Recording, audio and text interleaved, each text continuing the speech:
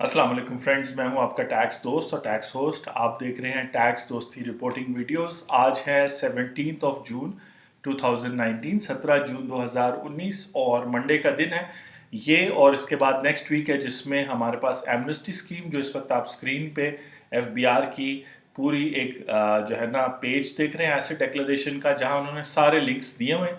और हम बात कर रहे हैं डिक्लेरेशन फाइलिंग गाइड पे। और हमारा जो नया फॉर्मेट है एस टैक्स दोस्ती रिपोर्टिंग वीडियोस का, वो ये कि फर्स्ट 7 मिनट्स में हम जो टॉपिक डिस्कस करेंगे, जो आज हम डिस्कस करेंगे डिक्लेरेशन फाइलिंग गाइड पार्ट 2 आप देख रहे हैं। और इस पार्ट 2 में हम दो किस्म के लोगों की एग्जांपल्स ले रहे हैं। एक तो नॉन रेजिडेंट पर्सन की एग्जांपल ले रहे हैं और दूसरा बिजनेस पर्सन की ले रहे हैं, जिसमें बिजनेसमैन और बिजनेस वुमेन शामिल है। कि अगर वो इस डिक्लेरेशन फॉर्म को फिल करेंगे तो कैसे फिल करेंगे, और उसका उनके बिजनेस के लिए या अगर वो नॉन रेजिडेंट है तो उनके एसेट्स के लिए क्या मतलब है। तो फर्स्ट 7 मिनट्स में समरी है। और चूंकि बहुत सारे क्वेश्चंस आए तो एक बहुत इंपॉर्टेंट फंडामेंटल फार्मूला जो है, जो मैं अभी आपको बताने लगा हूँ regarding tax filing, regarding tax law of Pakistan. और चूंकि पाकिस्तान का जो टैक्स लॉ है वो बाकी मुल्कों, इंडिया और बाकी मुल्कों से मिलता जुलता है, तो जो एक तरह से जो बेसिक कानून है टैक्स का, वो फॉर्मूला मैं आपको बताने लगा, जो आपके लिए एज ए ले पर्सन भी बड़ा इंपॉर्टेंट है और एज ए टेक्निकल पर्सन भी।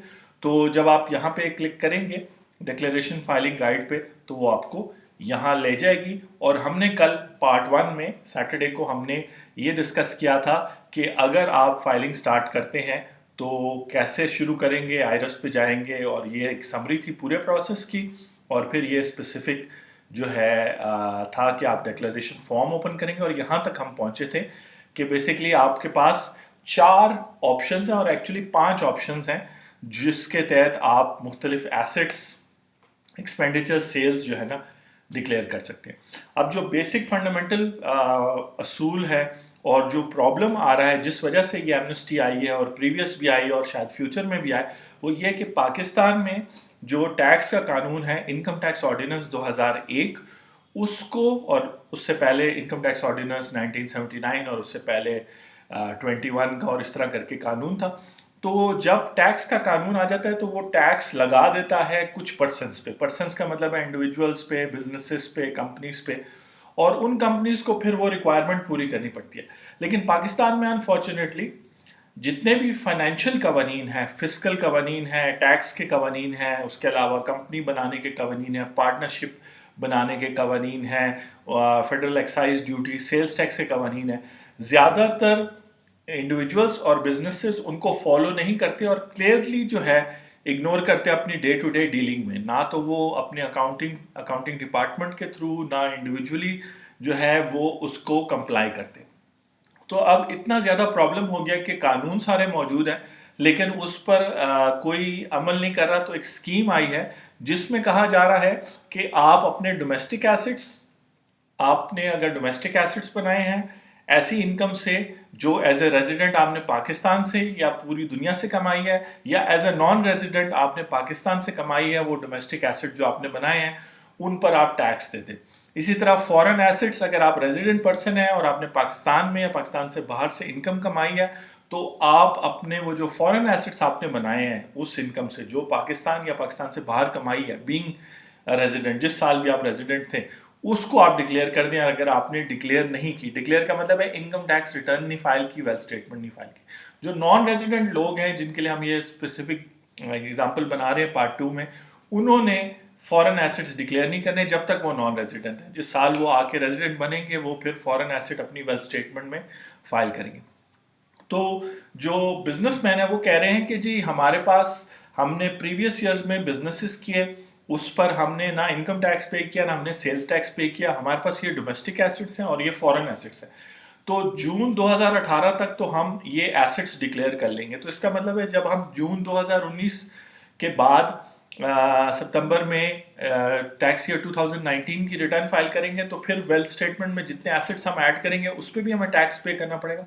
तो यहाँ मैं आपको फंडामेंटल जो असूल है इनकम टैक्स लॉ का वो बताना चाह रहा हूँ कि इनकम टैक्स लॉ एसेट्स पे नहीं है, वो इनकम पे है। लेकिन चूंकि 71 ईयर्स से लोग इनकम कमाई जा रहे हैं और टैक्स रिटर्न्स फाइल नहीं कर रहे, तो गवर्नमेंट ने एक कन्वीनियंट तरीका, प्रीवियस गवर्नमेंट ने भी, नवाज शरीफ की, और अब पीटीआई गवर्नमेंट ने भी एक कन्वीनियंट तरीका निकाला है कि आप अपनी इनकम जो प्रीवियस ईयर्स में है उसमें से ऑब्वियसली बहुत सारा आप खर्चा कर गए होंगे, लेकिन जो जो एसेट्स कम से कम बना लिए। एसेट तो वही शख्स बनाता है जिसके पास इतना पैसा बच जाता है कि उसकी लिविंग स्टैंडर्ड के बाद भी। तो आप साहिबे जो है आप वो हैं, इस काबिल हैं कि आपको टैक्स देना चाहिए था, तो इनकम्स पे आपने प्रीवियस ईयर्स में नहीं दी, तो 30 जून 2018 को जो आपके एसेट्स हैं उन पे टैक्स दे दें तो इस तरह हो जाएगा जैसे आपने उन प्रीवियस इनकम्स पे कर दी। तो ना तो गवर्नमेंट को प्रीवियस बुक कीपिंग में जाना पड़ा, आपका पुराना रिकॉर्ड मंगाना पड़ा, और ना ही आपको पुराने बहुत ज़्यादा डॉक्यूमेंट्स और डिटेल्स में जाना पड़ा। सिंपली 30 जून 2018 को जो आपके डोमेस्टिक एसेट्स और आपके फॉरेन एसेट्स, यानी कि अगर आप रेजिडेंट पर्सन है तो ये दोनों एसेट्स जो हैं उन इनकम से जो आपने पाकिस्तान के अंदर रहते हुए और पाकिस्तान से बाहर से कमाई थी उनको आप डिक्लेयर कर देंगे और उन पर टैक्स पे करेंगे। तो ये ऐसा ही है जैसे प्रीवियस ईयर्स में आपने अपनी इनकम पे की हो। लेकिन जब जुलाई 2018 शुरू होगा और जुलाई 2018 शुरू होने के बाद आप अपनी टैक्स रिटर्न फाइल करेंगे, आप 2019 की जब वो फाइल करेंगे तो उसके लिए आपको अपनी इनकम बतानी पड़ेगी और उस पर टैक्स होगा। और जो वेल्थ स्टेटमेंट में आप एसेट्स ऐड करेंगे जून 2019 को, आप शो करेंगे कि जी ये एसेट्स मेरे हैं, उन पर आपको कोई टैक्स पे नहीं करना पड़ेगा, क्योंकि इनकम टैक्स लॉ में होता ही यही है कि tax return source of funds बताती है, वो बताती है कि पैसा आपने कैसे कमाया, और वेल्थ स्टेटमेंट बताती है कि वो पैसा या तो एसेट की सूरत में आपके पास है, यानी एक ऐसा रिसोर्स आ गया आपके पास जिसको आप आगे यूज़ करते रहेंगे, चाहे वो कैश है, चाहे वो ज्वेलरी है, प्लॉट है, गाड़ी है, या फिर आप अपना एक्सपेंडिचर यानी एक्सपेंस शो करते हैं कि ये मेडिकल पे खर्चा हुआ, ये रेंट आपने पे किया, ये बच्चों की एजुकेशन वगैरह वगैरह पे। तो सही तरीका तो ये कि हर साल पिछले 71 ईयर से हर साल जिन लोगों ने एक सर्टन अमाउंट से ज़्यादा, जैसे अब वो 4 लाख है, 4 लाख से ज़्यादा सालाना कमाया, उनको अपनी उस साल की पूरी इनकम शो करनी चाहिए थी। उस इनकम पर उनका टैक्स कैलकुलेट होता है और उसमें फिर डिफरेंट बेनिफिट्स हैं, टैक्स क्रेडिट्स हैं, कुछ डिडक्शंस आपको अलाउड होती हैं। एज ए बिजनेस पर्सन आप अपने बिजनेस खर्चे माइनस कर सकते हैं। उसके अलावा अगर आपने लोगों को हायर किया है या सेल्स टैक्स सही पे किया है तो उस पर आपको टैक्स क्रेडिट मिलता है, या इंडिविजुअल है तो आपको इंश्योरेंस और हेल्थ इंश्योरेंस लेने पे और इन्वेस्टमेंट करने पर शेयर्स वगैरह में, म्यूचुअल फंड्स में, उस पर टैक्स क्रेडिट मिलता है। तो कहने का मतलब ये हुआ कि बेसिक फार्मूला ये है कि इनकम पर टैक्स पे किया, और फिर वो जो बाकी इनकम रहेगी जिसमें से आपने टैक्स पे कर दिया, वो या तो आपका डोमेस्टिक एसेट बन जाता है या वो आपका फॉरेन एसेट बन जाता है उस साल के लिए, हर साल की 30 जून को, या फिर आप उसको एक्सपेंडिचर की सूरत में शो कर देते हैं जिसकी डिफरेंट कैटेगरीज दी हुई हैं। ठीक है, लेकिन अब चूंकि प्रीवियस ईयर्स में डॉक्यूमेंटेशन नहीं हुई, कंप्लायंस नहीं हुई, लोगों ने फील ही नहीं किया कि टैक्स रिटर्न फाइल करना ज़रूरी है, तो वो जो है अब एसेट की सूरत में और एक्सपेंडिचर और सेल की सूरत में, और डोमेस्टिक और फॉरेन एसेट और एक्सपेंडिचर और सेल की सूरत में जो है ना एसेट्स पे टैक्स लगाया जा रहा है। एसेट पे कोई टैक्स नहीं है क्योंकि पाकिस्तान में वेल्थ स्टेटमेंट नहीं है। 7 मिनट पूरे होने लगे तो मैं जल्दी से बता दूं कि जब हम आज बात करेंगे कि डिक्लेरेशन फॉर्म में आपकी डिफरेंट कैटेगरीज हैं। जब आप डोमेस्टिक एसेट करेंगे तो बैंक अकाउंट्स हैं, ओपन प्लॉट्स हैं, मोटर व्हीकल हैं, उनके रेट्स हैं। फिर फॉरेन एसेट्स में भी सेम सिनेरियो है, और जितने भी एसेट्स हैं उनमें ओन्ड एसेट्स भी है और बेनामी एसेट्स भी है। इस पर भी हम डिटेल बात करेंगे कौन से बेनामी। जब आप एसेट की डिटेल डालेंगे तो आप यहाँ देख सकते हैं कि एग्जैक्ट डिटेल्स आपने डालनी है, कौन सा बैंक है, बैंक अकाउंट क्या है, ब्रांच कौन सी है, करंट अकाउंट है, और फिर वो सारी डिटेल्स जब आप डाल देंगे यहाँ पर तो वो आपके लिए टैक्स कैलकुलेट करेगा। कैलकुलेट का बटन दबाएंगे तो होगा। इसी तरह फॉरेन एसेट्स में भी ओन्ड और बेनामी एसेट की बात करेंगे। एक्सपेंडिचर्स में स्ट्रेट फॉरवर्ड है कि वो जो आपने यहाँ पे अमाउंट एंटर करनी है एक्सपेंडिचर की, उस पर वो टैक्स कैलकुलेट करेगा। अनडिस्क्लोज सेल्स की बात करेंगे। फिर वो केसेस जो ये चल रहे हैं टैक्स डिमांडेड, यानी वो जो आपके ट्रिब्यूनल में कमिश्नर इनकम टैक्स अपील के साथ चल रहे हैं, वो यहाँ पर आप डाल सकते हैं और कैलकुलेट दबाएंगे तो वो भी टैक्स पेबल आ जाएगा, यानी आप पे कर सकते हैं। बेशक बाद में वो फैसला कमिश्नर अपील का या ट्रिब्यूनल का आपके फेवर में आ जाए तो वो रिफंड हो जाएगा, लेकिन अभी आप उसको पे करके अपना वो केस क्लोज करवा सकते हैं। तो ये ऐसे डिक्लेरेशन को फिर कैसे सेव करना है, फिर पेमेंट का मेथड बताना है कि आपने विद डिक्लेरेशन यानी 30 जून तक पेमेंट करनी है या डेफर करनी है यानी कि बाद में 30 जून के बाद जो 30 जून 2020 तक आप कर सकते हैं। फिर सबमिट करने का क्या तरीका है, और फिर आप जो है इसको सेव करेंगे, एडिट कैसे कर सकते हैं, रिवाइज कैसे करेंगे, ये जो है हम बातें करेंगे। उसके अलावा जो पेमेंट का है कि पेमेंट चालान कैसे जनरेट होना है, और उसके अंदर specifically domestic asset expenditure sales और टैक्स डिमांडेड पे रुपीज़ कैसे जनरेट करने हैं, और फॉरेन का ये हम अगले पार्ट में, पार्ट 3 में डिस्कस करेंगे, क्योंकि यहाँ तो उसको एक्सप्लेन किया गया, लेकिन साथ में एफबीआर का जो स्टेट बैंक का डेली एक्सचेंज रेट्स हैं, फिर जो प्रोसीजर है वो सारा कुछ है। तो काफ़ी सारी चीज़ें हैं जो हम एक्सप्लेन करेंगे, साथ साथ हम इसमें कानून को भी एक्सप्लेन करेंगे। तो 8 मिनट कंप्लीट हो गए हैं, तो आप अगर समरी देखना चाहते थे तो ये फार्मूला इंपॉर्टेंट है जो आपको पता हो कि इस तरह आपकी टैक्स लायबिलिटी कैलकुलेट होती है, और इस वीडियो में हम ये बात करेंगे। तो वापस चलते हैं जी और बात करते हैं कि पेज नंबर 3 पे हम थे, और हमने कहा था कि यहाँ तक जब आप आए हैं तो आपने एसेट डिक्लेरेशन का पीरियड भी सेलेक्ट कर लिया 2018, और आपने अब अपने पर्टिकुलर डिटेल्स एंटर करेंगे। तो अब हम चलते हैं और कैटेगरी में डिटेल एंटर करेंगे।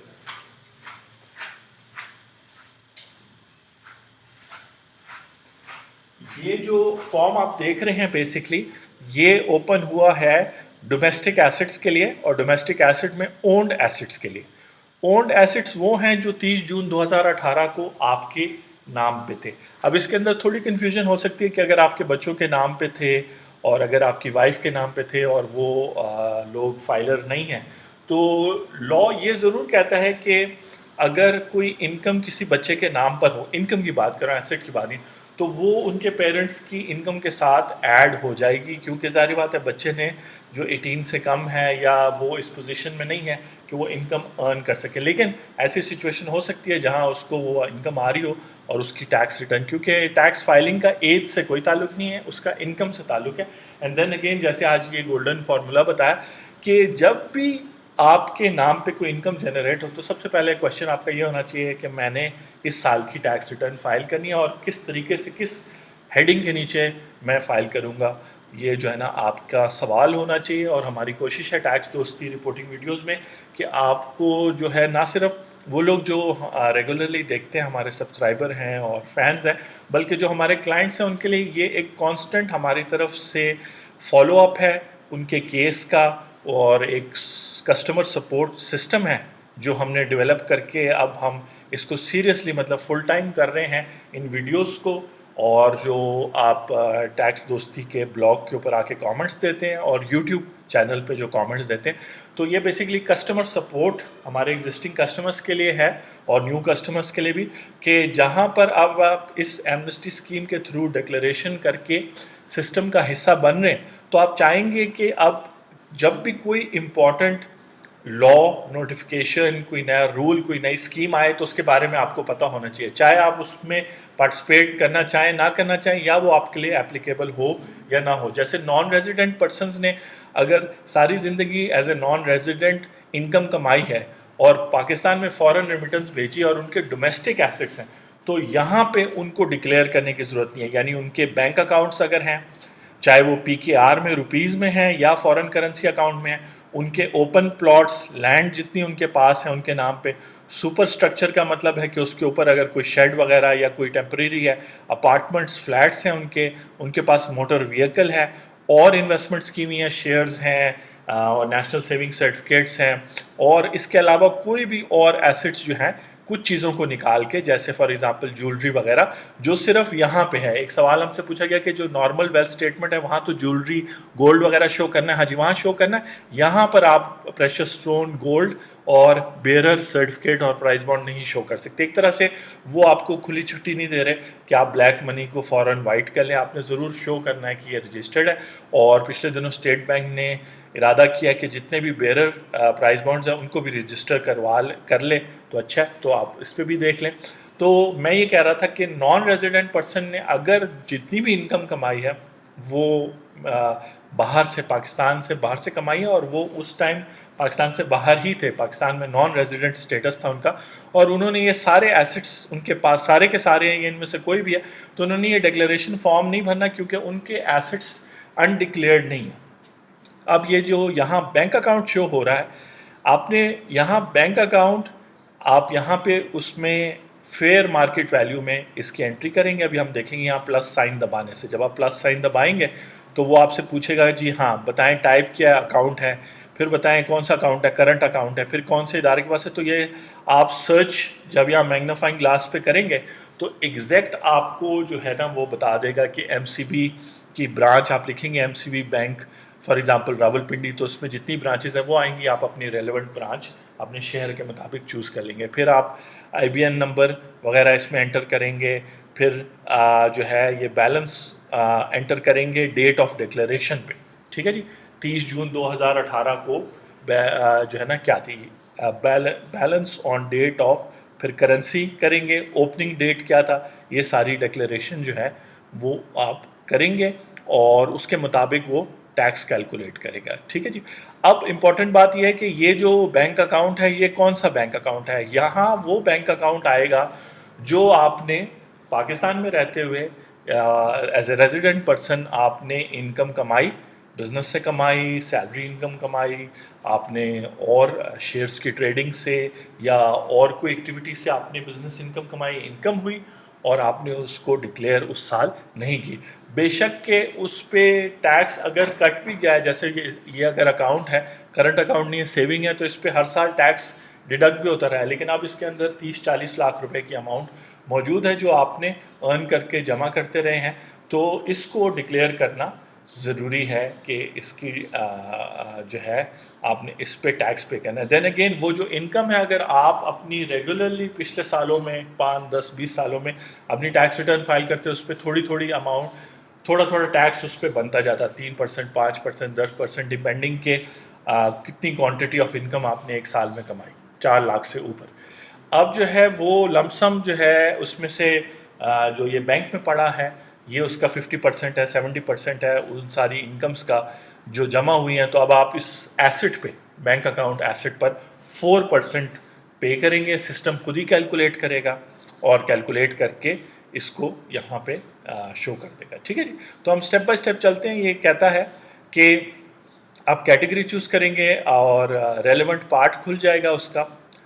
अब डोमेस्टिक एसेट जो है, डोमेस्टिक एसेट जो पाकिस्तान में एसेट्स हैं आपके, ठीक है, डोमेस्टिक एसेट है, डिक्लेरेशन करेंगे तो आपके पास 2 चॉइसेस होंगी, या तो ओन्ड एसेट डोमेस्टिक है, ये बेनामी एसेट है।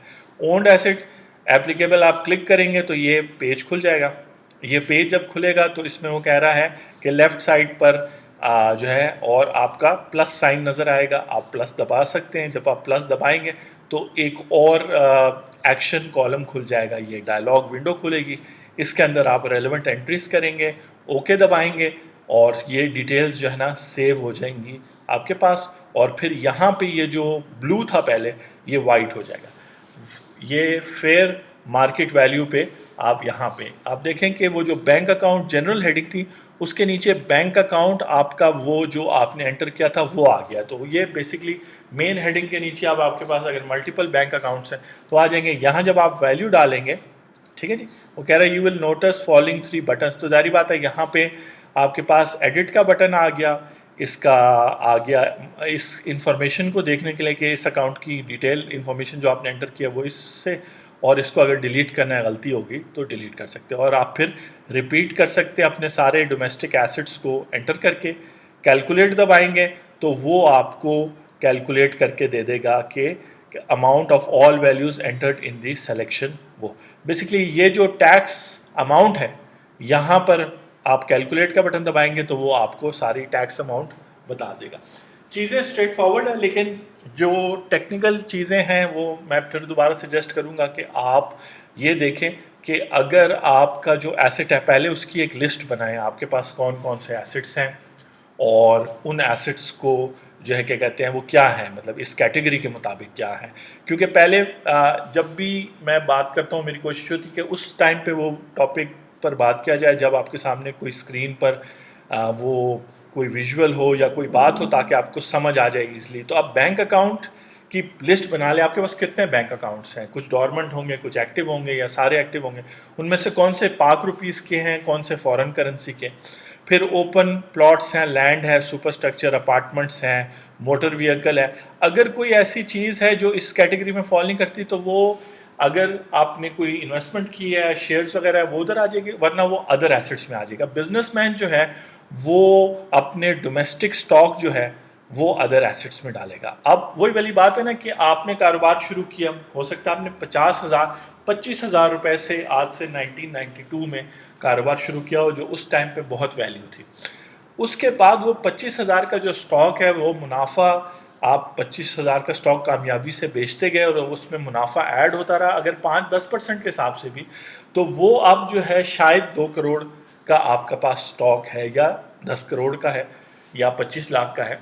आपने टैक्स फाइलिंग नहीं की क्योंकि आपने कहा एफबीआर का रवैया भी ठीक नहीं है, सिस्टम भी ठीक नहीं है। लेकिन अब तकरीबन 92 से लेके अब हो गए हैं तकरीबन 30 ईयर्स होने लगे हैं इस बात को, कम से कम 27 ईयर्स तो हो गए। 27 ईयर्स बाद अब जब आपका स्टॉक हो गया, आपके फिक्स्ड एसेट्स हो गए, आपके रिसीवेबल्स हो गए, वो आप अदर एसेट्स में डाल के आप डिक्लेयर कर दें, आपका पूरी एक तरह से बैलेंस शीट्स के एसेट्स आ जाएंगे ऑन रिकॉर्ड, और वो वहाँ पे इनकम टैक्स रिटर्न में भी शो हो जाएंगे, और कुछ आपकी इन्वेस्टमेंट जो है उसके कैपिटल जो लगा हुआ है वो आपकी वेल्थ स्टेटमेंट में शो हो जाएंगी। आपकी सारे रिकॉर्ड टैक्स वालों के पास declaration, income tax return, wealth statement सब रिकनसाइल हो जाएगी, और आप उस पर मिनिमम टैक्स पे करके टैक्स नेट का हिस्सा बन जाएंगे। अगले साल जब आप डिक्लेयर करेंगे तो आप अपनी सेल्स प्रॉपर डिक्लेयर करके उस पर जो एक्सपेंडिचर्स हैं वो करके प्रॉफिट करेंगे। तो कहने का मतलब है आपने शो इनकम करनी है, लेकिन अभी इस टाइम यहाँ पर एसेट्स जा रहे हैं, अदर एसेट्स में चले जाएंगे, उन पर आप एक्सक्यूज मी, उन पर आप 4% पे कर देंगे, और 4% पे करने के बाद आप जो है उनके बेसिस पर आपकी टैक्स रिटर्न फाइल होगी। डिक्लेरेशन फॉर्म के अंदर ये जो स्टेप है, या तो अगर आप टैक्स रिटर्न 2018 की फाइल कर चुके तो वो रिवाइज रिटर्न आपको सिस्टम कहेगा कि at the time of creation of declaration system will check कि आपकी 2018 की फाइल हुई है, तो अगर ऑटोमेटिकली क्रिएट ड्राफ्ट रिटर्न, वो एक ड्राफ्ट्स का खाना होता है आपके डैशबोर्ड पे, उस ड्राफ्ट के खाने के अंदर जो है ना आपकी टैक्स रिटर्न यहाँ पर आना शुरू हो जाएगी। आप ड्राफ्ट में जाएंगे तो अगर आपने ऑलरेडी फाइल की हुई है तो रिवाइज्ड ओपन हो जाएगी जो यहाँ डिक्लेरेशन में पड़ी होती है, वरना न्यू ओपन हो जाएगी 2018 की। ये सब सिस्टम आपको करके देगा। जब आप डिक्लेरेशन फॉर्म जैसे ही खोलेंगे, जैसे मैंने ओपन किया था तो मुझे आ गया था, मैंने ना रिवाइज करनी थी ना मैंने न्यू फाइल करनी थी, लेकिन तो submission of automatically created draft is mandatory before the submission of asset declaration both original and revise.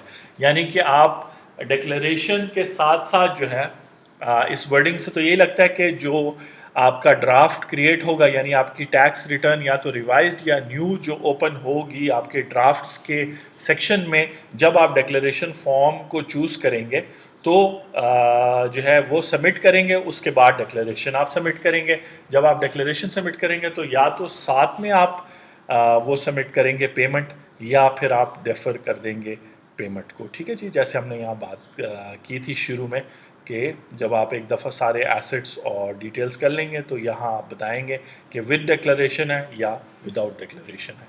तो हम चलते हैं वापस, और आई होप कि आप समझ रहे हैं कि यहाँ पर आप जो है, ये हमारा स्टार्टिंग पॉइंट है जहाँ कैटेगरीज़ की बात है और डोमेस्टिक और फॉरेन एसेट्स की बात है। मैं वापस इसलिए आया कि आप ये देख लें कि ये तो स्ट्रेट फॉरवर्ड है कि आपने कैटेगरी चूज़ की, आपने कहा कि यार मेरी मोटर व्हीकल है, जो मैंने सैलरीड पर्सन हूँ, लेकिन जो है ना तो मेरी सैलरी पे टैक्स कटा है, क्योंकि शायद किसी ऐसे इदारे में काम कर रहे हैं वो टैक्स नहीं काटते, आपको कैश में सैलरी मिलती। तो मैं जो अपनी मोटर व्हीकल डिक्लेयर करना चाह रहा हूँ ताकि मैं फाइलर बन जाऊँ, ताकि वो जो टोकन मुझे एक्स्ट्रा पे करना पड़ता है नॉन फाइलर, उसकी वजह से भी। और मैं ये भी नहीं चाहता कि मोटर व्हीकल का मेरे से वो फिर सोर्स पूछें कि जी ये कहाँ से आई, सैलरी कमाई क्या। तो ये है कि मोटर व्हीकल पर आप 4% जो है वो आप पे करेंगे, यहाँ पे एंट्री करेंगे, ये प्लस साइन दबाएंगे तो मोटर व्हीकल की डिटेल्स पूछेगा, नंबर डेट ऑफ परचेज वगैरह, तो जिस चीज़ के साथ आप कंफर्टेबल हैं आप वो एंटर कर सकते हैं। याद रखें कि जब ये डायलॉग बॉक्स खुलता है और इसके अंदर स्टेरिक लगा होता है, जो अभी आपको यहाँ नज़र नहीं आ रहा होगा लेकिन ये रेड रंग का स्टेरिक है, तो ये वो फील्ड्स हैं जो अगर आप एंटर नहीं करेंगे तो वो आगे नहीं जाएगा। तो ऑलमोस्ट ये जब आप बैंक अकाउंट करेंगे तो बैंक अकाउंट में जो है ना वो सब बैंक अकाउंट में वो सारी फील्ड्स मस्ट है। और दो चीज़ें जो मैं बताना चाह रहा हूँ, एक तो balance on date of declaration जो है, ये कौन सी डेट है ये अभी मैं यहाँ पे वीडियो पे जो है नहीं बता सकता कि ये कौन सी डेट है। आया ये आज की डेट है अगर आप डिक्लेरेशन करें, या ये वो डेट है जिस डेट 30 जून 2018 है, तो इस पे मज़ीद क्लैरिटी आपको चाहिए होगी। तो एक ये सवाल है। दूसरा ये है कि इसके अंदर कुछ चीज़ें ऐसी हैं जो आपके स्पेसिफिक सवाल से रिलेटेड होंगी, तो वो वन बाय वन आपको बताएंगे तो वो ज़्यादा क्लैरिटी होगी। जनरल फार्मूला बताने से शायद कोई फ़ायदा ना हो। तो दूसरी बात जो बिल्कुल जनरल है वो ये है कि जब आप डोमेस्टिक एसेट में जाएंगे तो वो आपको दो ऑप्शन देगा कि जी ओन्ड एसेट में से कौन सा एसेट आप करना चाह रहे हैं, और बेनामी एसेट जो है वो कौन सा आप डिक्लेयर करना चाह रहे हैं। तो बेनामी एसेट की कोई डेट नहीं है, यानी अगर आपके नाम पर 17 जून 2019 को भी एक बेनामी एसेट है तो आप इस बेनामी एसेट को अब आप डिक्लेयर कर सकते हैं। 30 जून 2018 वाली डेट की ओनरशिप की रिक्वायरमेंट बेनामी एसेट्स की नहीं है। सपोज करें कि एक मोटर व्हीकल है, उस मोटर व्हीकल बेनामी है, यानी कि आपने किसी थर्ड पर्सन के नाम पे रखी है,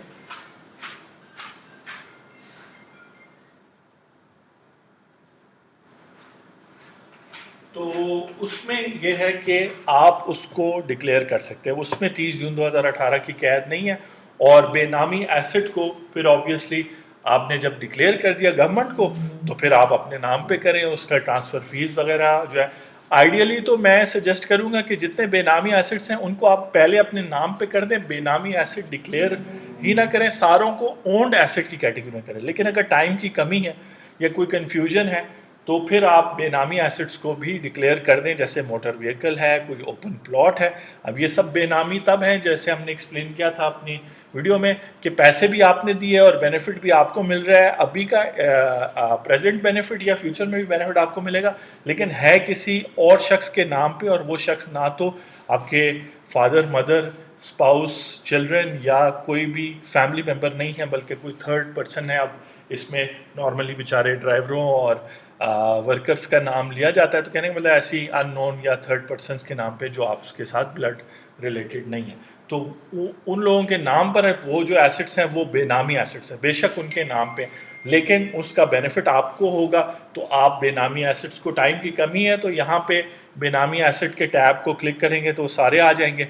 और जैसे शबर जैदी साहब ने FBI के चेयरमैन, उन्होंने भी बताया कि जो है ना 10% लोग जो है ना 5 करोड़ में से सिर्फ 10% लोग जो हैं वो उनके टैक्स फाइलर्स हैं, बाकी जितने बैंक होल्डर्स हैं वो टैक्स फाइलर नहीं है, और उनमें से बहुत सारी तादाद जो है बेनामी है भी, यानी कि बैंक वालों को पता है कि ये किसी ड्राइवर या मुलाजिम या फिक्टिशियस शख्स के नाम है ये, और इसका एक्चुअल बेनिफिशियल ओनर जो है, ये टेक्निकल वर्ड है बेनिफिशियल ओनर मिस्टर ए है और उसने ओपन किया है, वही ऑपरेट करता है। तो ऐसे बैंक अकाउंट्स, चाहे फॉरेन करेंसी हैं बैंक अकाउंट्स हैं या मोबाइल में अगर आपके पास अब अदर एसेट्स में मोबाइल टॉपअप भी आएगा।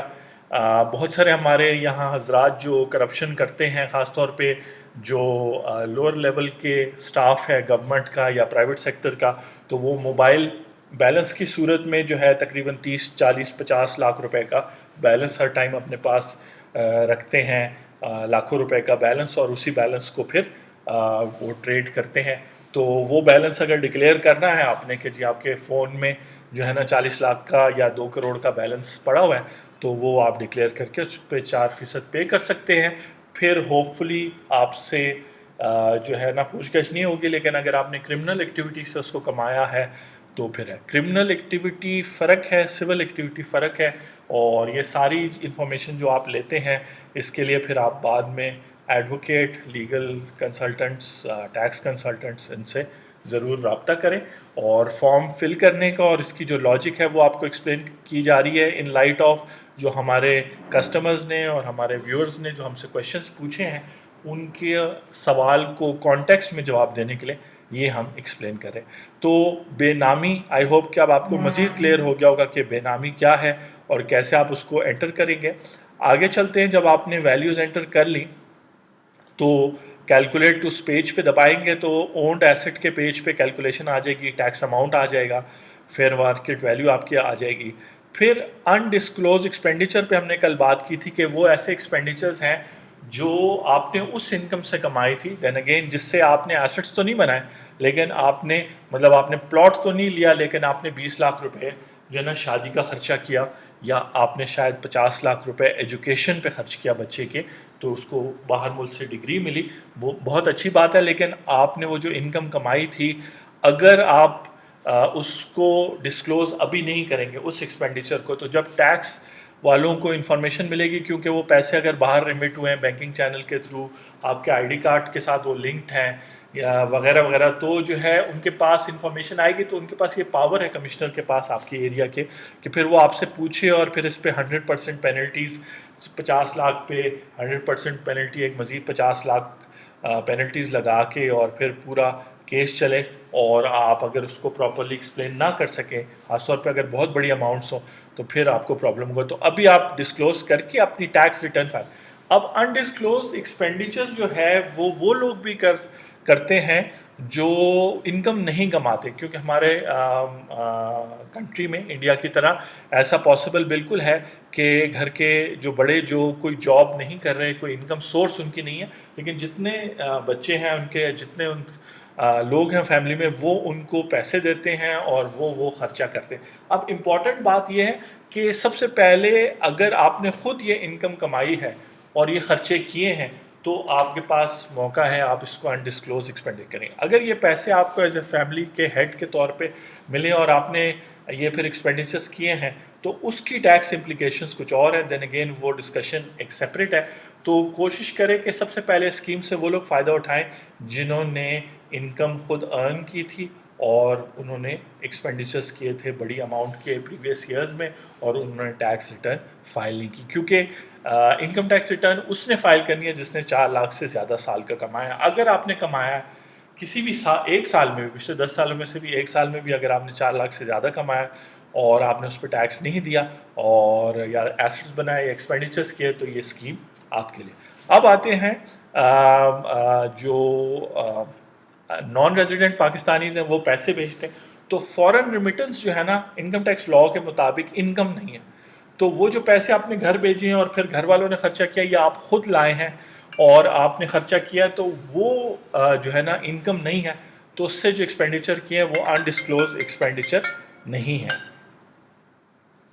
ठीक है जी। जैसे जैसे डेट ऑब्वियसली आगे जाती जाएगी, फ़ोन कॉल्स, वॉइस मैसेजेस और आपके क्वेश्चंस बढ़ते जाएंगे, लेकिन काइंडली हमारे पास टाइम कम है, तो ये वीडियोस देखें, और उसके अलावा जो टैक्स दोस्ती का ब्लॉग है उसको सब्सक्राइब करेंगे तो आपको एक समरी आ जाएगी पूरे हफ्ते की, उससे आपको बेनिफिट होगा।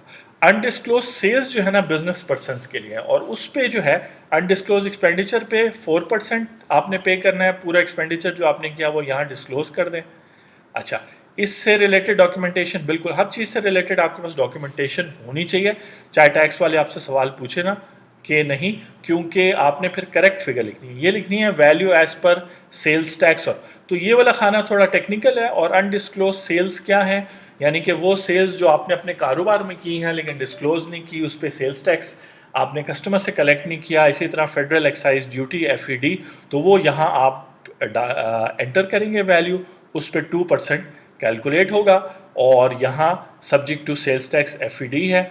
अनडिस्क्लोज एक्सपेंडिचर के कॉलम में भी अनडिस्क्लोज एक्सपेंडिचर का एक सब टैब था जहाँ पर ये दो फिगर्स आपको नज़र आती हैं। ठीक है जी, टोटल भी आ जाएगा। अब ये हो सकता है डिफरेंट किस्म के एक्सपेंडिचर्स हों, तो मेडिकल की कैटेगरी आ जाए, वो आ जाए, आप ऐड करते जाएंगे यहाँ से। ये जब आप प्लस ओपन करेंगे तो वो आपके एक डायलॉग बॉक्स ओपन होगा जिसमें आपको इन्फॉर्मेशन देनी होगी। उसके अलावा जो पेमेंट ऑफ टैक्स डिमांडेड, जो ट्रिब्यूनल और CIT अपील में जो केसेस चल रहे हैं, वहाँ पे जो आपको नोटिस आ गए, डिमांड आ गई है कि जितना टैक्स पे कर दें, तो वो यहाँ पर आप प्लस साइन दबाएंगे तो वो भी चूँकि आयरस में एंटर्ड होंगे तो यहाँ पर अपीयर होंगे। कैलकुलेट दबाएंगे तो टैक्स पेबल आ जाएगा, जो आखिरी कॉलम है टैक्स पेबल, जैसे नॉर्मल टैक्स रिटर्न में होता है कंप्यूटेशन का, तो ये डिफरेंट हेडिंग्स में domestic asset, foreign assets, foreign demand, tax demanded वगैरह वगैरह ये सब पर आ जाएगा। आप सेव करेंगे अपनी एसेट डिक्लेरेशन उसको, और फिर जो है ना मेथड सेलेक्ट करेंगे विद डिक्लेरेशन, और जो है ना बाद में डेफर्ड तरीके से, यानी कि या तो आप विद डिक्लेरेशन पेमेंट करेंगे, और अगर आपने 30 जून के बाद करनी है और 30 जून 2020 से पहले करनी है तो डेफर्ड मेथड करेंगे, और फिर सबमिशन का मैंने जैसे बताया कि आपकी साथ ही 2018 की टैक्स रिटर्न हो। तो एसेट पे टैक्स करने का मतलब है कि प्रीवियस सारे सालों का वो उस डिटेल में नहीं जा रहे इस पर। तो यहाँ पर मैं जो है इस वीडियो को हम कंप्लीट करेंगे पार्ट 2 को। पार्ट 3 को हम स्टार्ट करेंगे जिसमें हम पेमेंट पे फोकस करेंगे कि पेमेंट चलान कैसे जनरेट करना है, और पेमेंट का क्या मतलब है, वहाँ स्टेट बैंक की गाइडलाइंस से स्टार्ट करेंगे, और वो जो एस्पेक्ट है उस पर बात करेंगे, क्योंकि उस पर बिल्कुल बात नहीं हुई अभी तक। हम लॉ पे बात कर रहे थे, या जो डिफरेंट किस्म के एसेट्स हैं, फिर उनकी जो वैल्यूज़ हैं उस पर वीडियोस बनाई हैं कि आप एफबीआर की वैल्यू कैसे कैलकुलेट करेंगे। फिर यहाँ पर आप डालेंगे डेफिनेटली, जैसे मैंने एक यहाँ पे आपको हाईलाइट की चीज़ कि आप जो है जो डेट ऑफ डिक्लेरेशन है वो एक टेक्निकल चीज़ है, वो स्पेसिफिक केस में हम बताएंगे, इसलिए मैंने वीडियो पे अभी उसका मतलब आपको नहीं बताया। और उसके बाद आप ओन्ड और बेनामी में भी टेक्निकल बातें, ये मैं वो सारी चीज़ें बता रहा हूँ जिसका आपको ख्याल होना चाहिए। अगर सिर्फ ये वीडियो देख के अब आप ये फॉर्म भरना शुरू करेंगे तो ये गलतियाँ हैं जो आप करेंगे। डेट ऑफ डिक्लेरेशन की गलती करेंगे, ओन्ड एसेट में ओनरशिप का जो डॉक्यूमेंट है वो भी अपने कंसल्टेंट और एडवाइज़र को दिखाना ज़रूरी है। बेनामी का भी ज़रूरी है कि देखें कि वो एसेट बेनामी है कि नहीं, और उसको कैसे आप अपने नाम पे कर सकते हैं या नहीं कर सकते इन टाइम। ठीक है जी, ये ना समझे कि डेट आगे हो जाएगी, तो क्योंकि जो है ना यही टाइम है आपके पास डिक्लेयर करने का। फिर नया बजट भी आ गया और वो इम्प्लीमेंट हो जाएगा 1 जुलाई से। तो इस तरीके से ये दूसरी चीज़ है टेक्निकल। फिर वो जो वैल्यूज़ डालनी है उसकी कैलकुलेशन है, वो भी टेक्निकल है। कैलकुलेट जब वो करता है तो वो फिर आईरस की रिस्पॉन्सिबिलिटी है कि आपका सही टैक्स कैलकुलेट करे। अनडिस्क्लोज एक्सपेंडिचर और सेल किस किस्म का है और उसके डॉक्यूमेंट्स क्या हैं, ये भी टेक्निकल पोर्शन है।